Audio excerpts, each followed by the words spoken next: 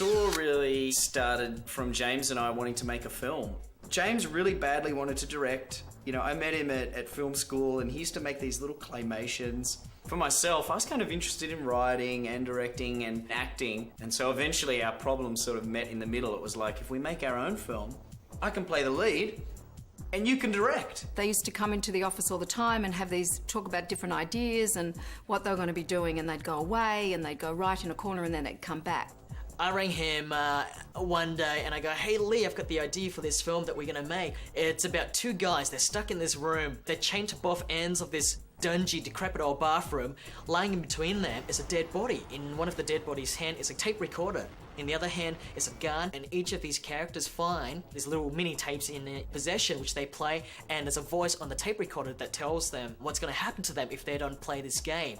And every now and then we will keep cutting away to the villain, and at the end of the film, just when you think the main villain is the guy who's engineered this whole thing, the guy laying in the middle of the floor the entire film gets up and walks out the door.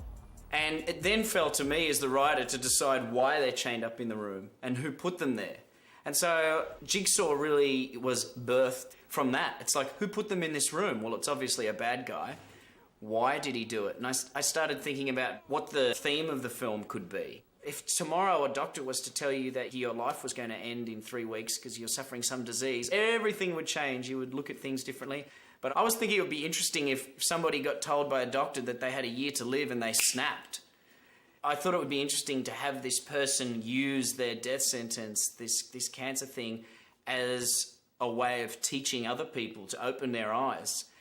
And I think James expected me to come back to him in a month with a finished script, and it didn't work out like that. I tortured the guy for it was 9 months? It took me 9 months to finish the first draft. When I finally gave him the script, it was the day before Christmas, and he called me and was like, this is great, you know, it's much bigger than we can afford. We both realised that it had kind of gone beyond the money we had saved. So then the next predicament was, what do we do now? And we realised that if you're not going to have any big stars attached to your film, right? If you're not going to have any big special effects, is what helps sell the film, then the script itself needed to be the star of the film, so to speak. So because of that, we spent a long time trying to work on the screenplay and trying to hone it and craft it as good as we possibly could.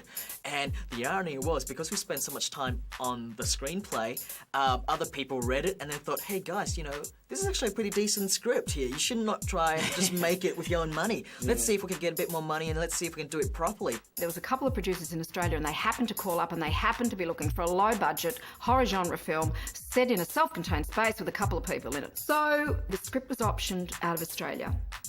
And as usual with these sort of genre pictures, it's really hard to get it made. And for one reason or another, it didn't work. So when our manager, Stacey, said, why don't we take it to America? Which I always say was like, you know, trying to climb up a sand dune and not being able to make it.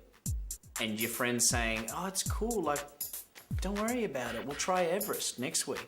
And then before we know it, we were asked to come to LA to meet up with these guys. And Lee and I thought that, hey, look, you know, we're really broke right now. We don't have any money. But we thought if we're going to go all the way to LA for a handshake, we might as well shoot a scene from the script to show these people that we're not just writers, but we're filmmakers as well. We just got some friends together, people that we knew, and banged it together really quickly. We picked one scene from the script and we shot it, and then we took it with us to LA. I was sitting at an agency waiting for a meeting that was running late, and another agent who's a friend of mine came out and had this sort of glazed look in his eye, looked and saw me sitting there and said, do you have 5 minutes? And I said, yeah, what? He goes, I just want to show you something. It was the short that our director, James Wan, had shot of a sequence that appears in the movie. And about 2 or 3 minutes into it, my jaw hit the floor, and I said, what are you doing with this? Don't do anything. Let me go do something. And I ran with the DVD and the script and took it to my partners. And it was the kind of thing you watch, and then you liked it so much you wanted to watch it again. It was just blew our minds, and then quickly that night we all read the script and tried to get in on this. The scene is what sealed it. You know, they could see it. It changed their view of us as like being writers to, oh, so you make films. And we thought there'd be a stack of DVDs sitting on the guy's desk, and then there'd be our little 16mm thing that wouldn't look any good, but for some reason people really liked it, so it's great. Before James and Lee Wanell had even landed, they were on their way from Australia to LA. While they were in the air, we had basically made an offer and said, if they're not crazy, we'll put up the money ourselves. I swear it was so wonderful. We sat down, James had his book with all the graphics, talking about the script, talking about the project, how he wants to shoot it. Within 5 minutes, Greg and Oren had basically said, okay, well, we're doing it. The thing we offered James and Lee was that we were going to start in 8 weeks. And no one else can ever guarantee you that. There's always rewrites, there's casting. And we also guaranteed James as director, as someone that came out of a film school, and Lee to be the actor. We basically gave them everything they wanted and start in 8 weeks. Mark and Oren and I all felt that if we could get the same reaction to the short and the script as we had, that people would be willing to come play in our sandbox. Because the film was shot so quickly, it wasn't like we were telling them that, you know, we needed half a year out of their life to go to another country to make this film. It literally was, hey man, come down for like 2-3 days, you know, just down the street in downtown LA and we'll have fun. Carrie was one of the first people who actually saw the script and responded immediately. When you get a script and a DVD at the same time, you know, your inclination is to throw the DVD in and check it out. Well, I gotta tell you, I sat there and looked at that and went, whoa. I mean, it was so unbelievably out there and dark and interesting. I mean, I was sold from the minute I saw that DVD. I sent an email to the producers with one word, which was wow, exclamation mark. And they called me the next day and they said, do you want to meet the filmmakers? The director's here in town and he'd love to meet with you. And I was like, let's do it. 2 days later, I met with James and he had a portfolio under his arm and he opens it up and he's got drawings of the set, he's got the costumes, he's got the doll that he designed himself and built himself, he's got the mask, this reverse bear trap mask. And I was just blown away. You know, I'm thinking, this guy, how much time have these guys got on their hands that they're actually building real contraptions, you know? The rest, again, were the script went out with the short and people responded. I like to think of the story as a very twisted morality tale. Jigsaw is a serial killer who likes to take his victims and torture them, and in the process of torturing them and bringing them to the brink of killing them, get them to appreciate their lives. He wants them to know what it feels like to have to struggle for your own life. People who sometimes see other people struggling, see patients struggling for their lives, but don't necessarily have as much compassion as they might. He's not actually punishing people for their sins. He's not one of those killers. He's a guy who wants to help you appreciate life and not take it for granted.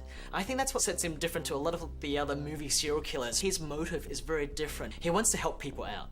If you can survive one of his games, you know, he's happy for that. He wants you to survive his games, because that way then, you know, if you make it out of one of his game alive, then he believes, you know, you'll be a better person.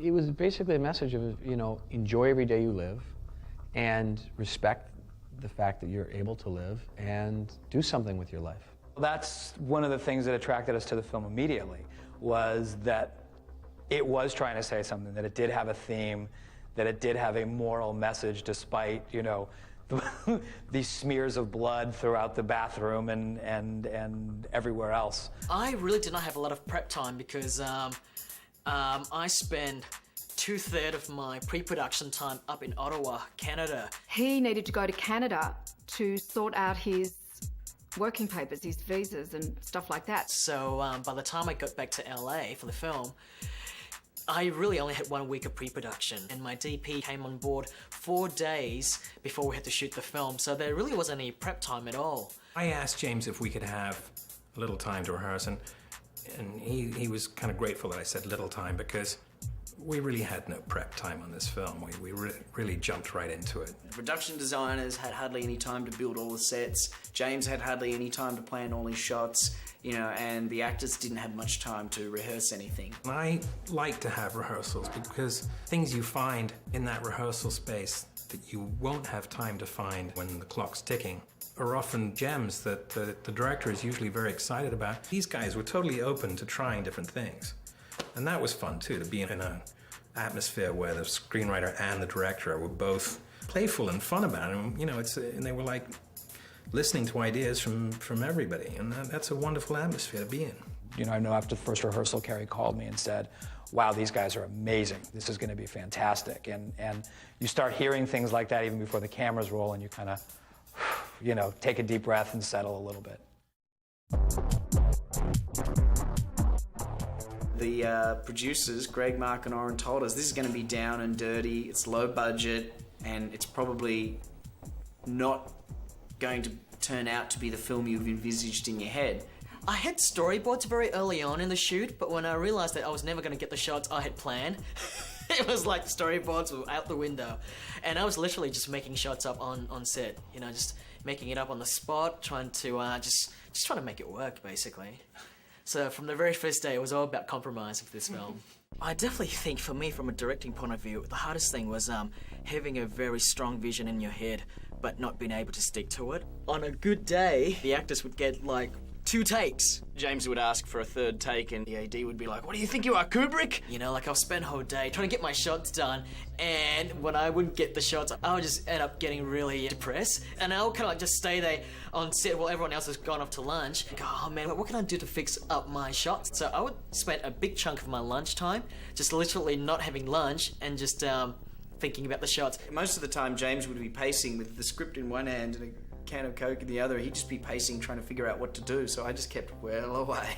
You have to have a creative approach to it, when you don't have any money to work with. The budget limits, again, the amount of toys, but I think it enhances the creativity because you always have to find a new and interesting way around a problem that crops up. I knew that the only way we were going to be able to make this movie for this budget was to shoot it in 18 days and to be in one place. If we had to have trucks and move around and do all that, there was no way we were ever going to get it done. So I called up Greg and I said, okay, I know how to do this. There's this perfect place. It's this old warehouse, and it's got 3 buildings and some courtyards. And some guys took it over and they rented out as a film facility. Lacey Street Studios afforded us every single thing we needed, every location, dressing rooms, the works. Luckily for us, you know, it really fitted into the theme of the film and the visual aesthetic of the film, right? That I didn't really need, you know, huge, expensive-looking sets. I basically needed sets that look run down, and this place was perfect for it. Within the space, there's a couple of what they call standing sets. There's like an apartment set and a courtyard set and a police station set. And then there's just like weird shaped rooms and corridors and all this kind of stuff. And the bathroom set was the only set that we built from scratch. Everything else was a modification of something that existed and still does exist at Lacey. We wouldn't have been able to make the movie if we had to pack up and make location changes, and so we were very fortunate being able to find one location that had enough rooms and warehouses and what have you that we could use to create all the different locations that we needed for the film. And so for us, a location move meant my going, okay guys, we're on to the next set, and everybody would grab a cart and we'd push it over, 100 feet to the next little room that was there, and we'd start shooting. We never ever had to move the company from the day we started to the day we finished. And that's really what enabled us to put it together. Once we figured out where we were going to build the bathroom, then we walked around with James, and it was all about picking what we were going to shoot where. And I printed out a list of the remaining sets that we needed, and we walked around, and we were saying, okay, where do we want to shoot the detective's desk? Oh, okay, right over here. And a number of the sets were literally just empty rooms. It was just done by set dressing. The jaw trap room is this totally empty space, exactly the way we found it, and we put just no lights. We let everything go to black. Shawnee Smith, with this jaw trap on, is sitting in a chair, and we set up a circular dolly around the chair, and we just went around and around and around at different camera speeds, at different dolly speeds, and that was it. And the razor wire room is another example. We were walking around. I think we had picked just about everything except where we were going to shoot the razor wire room. And James goes, well, what's that? There's this big oak door in the floor. I said, well, that leads down to the crawl space underneath this building. And James was like, oh, this is cool, we have to shoot here. I said, well, you know, Danny Glover's like 6'5", so you know he's not gonna be able to really stand up down. No, we gotta shoot down here. And that was the day that David Armstrong, our director of photography, camera operator, picks up the camera and puts it on his shoulder, turns around, bam, smacks his head right into one of the floorboards. And we had to send him to the hospital for a concussion, and our gaffer shot the rest of the scene. So there was finding places like that existed. If Lacey hadn't existed, it would have been an extremely difficult project to do. I came over about a week before we started shooting, and so I sort of, the first moment that I have that was truly, was when I just went on a quick tour of the set, and they were in the middle of building the bathroom, and that was when I was like, whoa. The first day on the set was more nerves about what I was going to do with the performance, but I just remember being blown away by the fact that this room that had only ever existed in my imagination for the past 4 years was now there. You could touch it. The bathroom stuff was filmed chronologically in the sequence that they happen in the script, but when more than 60% of the film takes place in one location, you want to try and find ways to actually make it interesting, you know? You want to mix and match it a bit, change it a bit. I had all these really lavish and really grand ideas of like moving the walls aside and doing dollying shots around the actors and just trying all this different stuff, but there was just no way to pull them off. Just ended up all being handheld, and you just shoot it as quick as you can, turn the camera around, shoot the other reverse actors, and then the AD would be like, come on James, we're moving on to the next scene. Working in the bathroom set, which was out of 18 days, 6.5 were there, so a little over a third of the film was shot in the bathroom. And this set was very small. And when we built it, we basically built it out to the size of the room that we were building it in. Unlike a lot of movie sets where you take one wall off and now you got all this space, we were all in there. And you look at the bathroom on screen, and for every shot that you see, you have to stop for a moment and realize that to get that shot, there's a camera dolly, dolly grip, camera operator, myself, the director, the script supervisor, the video monitor to watch it on. So there's this ton of equipment, and it's all has to be behind the camera. So now if you look at the movie and you look at one of the wide shots where you're seeing, like from Carrie's point of view, Lee chained to his corner of the bathroom, and you're seeing the whole bathroom, just picture 15 of us standing on each other's shoulders back behind the camera stuffed into this little corner. So that's what it was like every day in that bathroom. And then, you know, of course, adding all the blood, which was a progressive task.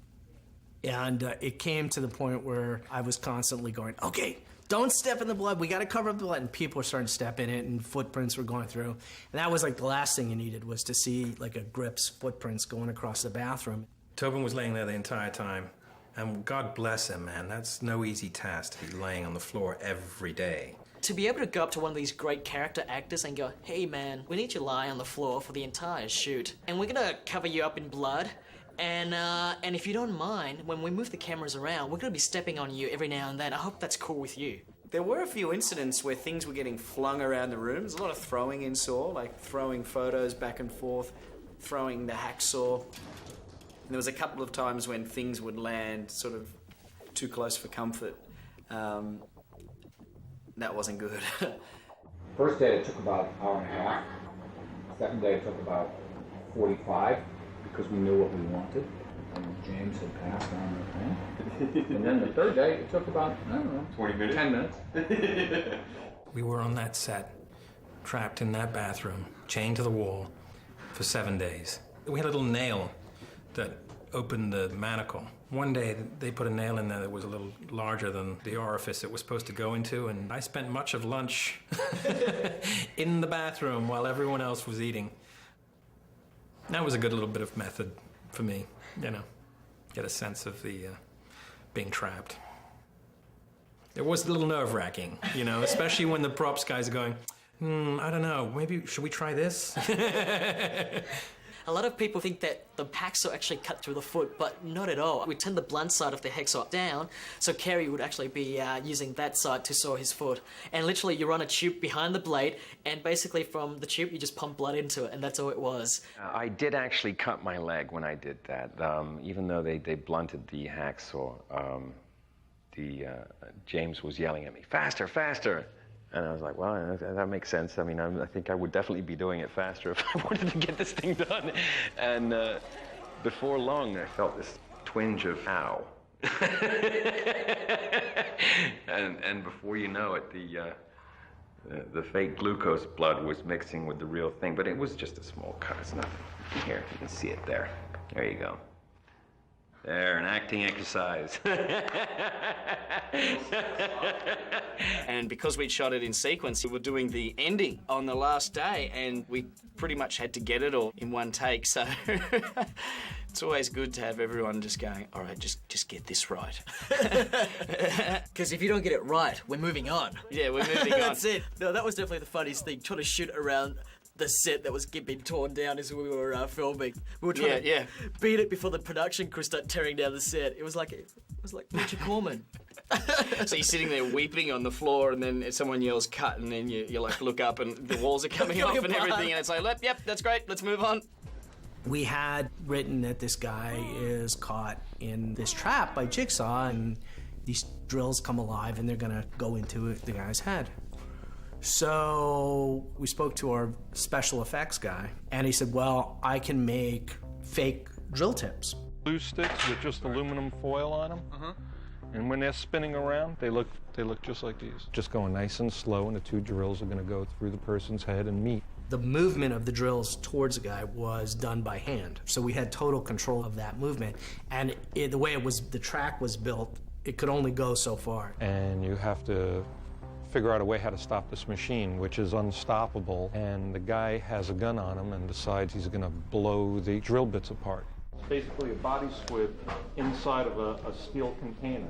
Put the stuff inside the cap that you want to make it look like pieces of drill bit. You'll get sparks and everything flying out of you. It's not like, wah, like dragon's breath or something. The razor wire stunt was actually pretty straightforward. Like, the razor wire themselves were just rubber. They look very dangerous on screen, but they're not. They were plastic and they were very safe. And once again, to help sell the illusion that the thing was a lot more painful than it actually was by undercranking the camera. When I undercrank the camera, it speeds everything up. And sound, when you put sound on top of it, it just really just sells the whole illusion. The jaw trap was built for me, by a really great special effects house here. Now, the original jaw trap was made in Australia, and it was much bigger and much heavier, and didn't actually work. This one here really is hero because it does actually rip open. It's made out of aluminum, so it's much lighter, so you can wear it around your head, and you can see an actress's face even though this is this wide. If it was as big as the other one, you'd be looking at like this. They use compressed air to basically blow the thing open. Nitrogen ram opens up this jaw, going in both directions. We used a little pyro device inside the plaster head to boot, so at the same time that Charlie pushed the button to open this up, I pushed the button and blew the head apart. That sequence consists of two shots. First, the throwing it down, and then it blowing up. It blowing up was just literally running a tube from the jaw trap to a compressed air device, and they just literally just blow it off camera, and the whole thing just pops open. Which we had to shoot first. We had to shoot the thing popping open first, because if we had done the shot where the guy threw the jaw trap onto the floor, we would have busted the device. So these are the kind of stuff you have to think about when you're making these sort of films, because you only have one prop and you have to make it work, and you cannot screw it up. If you screw it up, there's no chance of coming back to it again. The car chase scene is poor man's process, which is the way we used to do it in the old days. And basically, poor man's process is you bring a car into a dark building and you turn off all the lights and you only light the people inside, and you have somebody running alongside back and forth with a light to emulate street lights going by, and you put another light facing them on a stand and you rotate it through and it looks like headlights, and you get two big grips in the back with some sticks under the car pushing on the sticks, and it gives the movement to the car. The film is such a dead-on serious film, with everyone going nuts around us, right? And it's such a bleak and almost sadistic film, right? That once the camera cuts, right, the behind the scenes stuff is so light and happy. Everyone's just laughing all the time. It is nothing like the actual film at all. I think there's a point in time where you have to get serious, and there's a point in time where you clown around. It's been wonderful so far. The script is really intense. I think you're going to and Kerry in his subtle ways. This is gonna be Sing shotgun. holy shit. Do you trust him with the weapons? He's like a kid in a candy store. Do you trust him with the weapons, Lee? Hey, Bill, can you show... Yeah! Do you trust James with the weapons? No. We did a lot of things to keep the set light. This is the new fall collection. It's called Downgraded. Tease each other and do impressions and things like that. Kerry would bust out with his Marlon Brando impersonation every chance he gets. He does the most spot-on Michael Caine, I kid you not. And Lee, well, Lee just does everyone. And, you know, put those two together and, oh man, it was just hysterical. I like to joke around too. They play a few tricks on me. You know, my general philosophy on filmmaking is that it's way too hard what we do, and so we really need to be having a good time doing it. They put cream cheese in my car so that when I went to open the handle of my door, there was cream cheese in my hand. I never got that. It took me weeks to get that. Kerry was very conscientious and really into the story, and he loved to tweak the script on a daily basis. So one day we decided we were going to get even with Kerry for his revisions. And it was the day that we were in the interrogation room in the police station, and we decided we were going to write new pages for the scene. And the scene just did not make any sense at all, and it just freaked Kerry out. Kerry was like, hang on a second, my character would not do this. My second AD comes to me on the set. She goes, you gotta get in there, you gotta tell him it's just a joke, because he's gonna go nuts. And at that point in time, all of us, we couldn't keep it together anymore. We all started laughing, and he's looking at us, he goes, what? I said, you didn't really think we were gonna film those pages, did you? So, somewhere out there, Kerry Elways is still waiting to get me, but it was worth it. I owe him a couple of things. Yeah. So I hope to work with him again soon. It was so much fun shooting the film, actually, you know. Not fun for me. I was tearing my hair out, but it was fun for everyone else. When we were cutting the film, I realized there were certain crucial scenes. Like there's the scene where Ken Leong's character, Detective Singh, gets shot. We never have that. We don't have the shot of him getting hit, falling onto the floor. I mean, that's a big chunk of the film missing there. So I called my director of photography up. I said, do you think you'd be able to pull in a really small crew and basically sneak back out there and shoot cutaways such as the close-ups of Shoney's hands sifting through the guts, like the 3-4 close-ups we did for that. Those were Lee's hands, by the way, which was why the hands look a bit more masculine.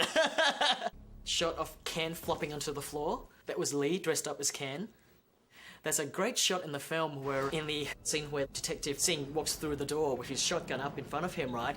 In the widescreen version, his head's actually cropped, so you don't actually see the face, but in the full frame one, the crop has been removed, so you see it's actually, you could actually see Lee's face coming through the doorway. I'm like, guys, this is, we shouldn't be doing this. It's a completely different actor. What's going on here? The guy from the bathroom's now a cop? What's going on? It doesn't make sense. A lot of the aesthetic in the film really did stem from necessity. Like the editing, the quick cutting of the film was to hide a lot of flaws in production, because if I held on some of the shots for too long, you could see basically the spit and tape holding the set up. You know, it really is all about finding ways to make it work. Lee and James, we got them an apartment with an extra bedroom, and we actually put the editing facility in their bedroom. My editor, Kevin, came on board pretty much from the very first day of shooting, because we had a deadline. We had to try and get it done on time. We'd work our 12-hour day. I'd send James and Lee back to the apartment. They'd go in. Kevin would be there. And James would spend like a couple more hours working on the film. It's good in that, you know, you can come straight in from work and then there's an editor looking at the footage and you get to see what you've done that day or the day before. It's bad in the way that I can't get to sleep because I can just hear myself screaming my head off in the background. I have to get earplugs. I must remember, note to self, earplugs. And because of that, I really only got like 3 to 4 hours of sleep each night, and for 18 days non-stop, that was pretty tough. And they have zero privacy. There's editors, there's assistant editors, there's an editor's apprentice in their apartment going through their, doing everything. One of the things I did to help fill in gaps, because when we first cut the film together, we realized there were a lot of holes in the film that we did not have shots for. There'll be shots missing. I'll be like, not because we didn't shoot it, but because we shot it right, and because they were so quickly shot that once you cut it together, it just did not work. But fortunately for us, we had a video camera, which was supposed to be the surveillance camera, and we shot a couple of scenes with the video camera, and boy, was I grateful for that one camera, because that one camera, we did fill in a lot of gaps with that camera. And another technique I used too was using actual production stills taken by the still photographer on set, right? And I would look at some of his publicity shots and go, these are such great shots. These are shots that I wish I had time to shoot with my actual film camera. So what I ended up doing was going in there and literally stealing a lot of his still shots and splicing it into the actual film. So all the quick shots that you see, shots of locations, of the warehouse, of Carrie's character walking out of the apartment, shots of him just out and about, those were production stills. And those were production stills that were taken for Adam's darkroom, because Adam's a photographer. Fortunately for us, all those shots ended up fitting into the story of the film. During post-production, when we were cutting the film, Kevin and I worked 6-7 days a week trying to make this deadline, just to get the first rough cut done, hand it over to the Sundance people and see what happens, and we just rushed like mad to get it done. And yeah, and luckily for us, the Sundance people saw it and really liked it and said, guys, this film would be perfect for the Midnight Madness section. And when I heard that news, I was like, ecstatic. I was ecstatic for like 2 seconds, and then I go, holy crap, now we have to finish the film on time. And then it became another race then to try and get the film done in time for the actual Sundance Film Festival. And we literally finished it 2 days before we had to screen the film at Sundance. That was definitely the first big festivals I've ever been to, and look, if it has to be any festival, it must well be the Sundance Film Festival. It's probably the most nervous I've ever been, that first screening at Sundance. I stayed in the room for the start, up the back. They had a seat for me, and I said, no, I'm not sitting down. So I was literally back to the back wall watching the audience more, like sort of chewing my nails off and watching anyone that even moved or got up. I'd be like, where are you going? Oh no, we're finished. That's it, we're dead. She's leaving. That first night, oh man, I was so nervous. He's even worse than me. He cannot watch an audience watch his film. We used to leave. Every time the film was screened, we can't be in the room. And everybody loved it there, and that kind of started the hype going about it. It's interesting because every sort of fantasy, for want of a better word, that I'd had about this film came true. Back in Australia when I was writing it, I would constantly fantasize about us making the film with our own money, it getting picked up by Sundance, becoming the hit of Sundance, then it gets picked up and all this stuff. And it's interesting, it's almost like, positive affirmations, it's not a bunch of bullshit. Like, everything that I used to constantly think about seemed to happen. Lionsgate picked the film up literally just before we went to Sundance. One of the things that made Saw such a success was we had from basically September through the end of the year to get it to a screening at Sundance, did some tweaks to it based on that screening. And then that was January of 2004. The film was released in October of 2004. So there was all this time to really build word of mouth. Lionsgate is amazing with their publicity machine. They do a lot of work on the internet. And so by the time the movie came out, there was just this huge built-in audience. The fans are great to us. The House of Jigsaw website's been a great forum for meeting some of these guys. We try and stay in touch with them and talk to them, kind of cultivate them, I guess. Some of them are passionately blind to any of its flaws or whatever. They just love the film. Some of them are so passionate about it that they question everything about it. They want to, why didn't they just shoot the chains? I love spotting mistakes in films, and boy, are there a lot in Saw.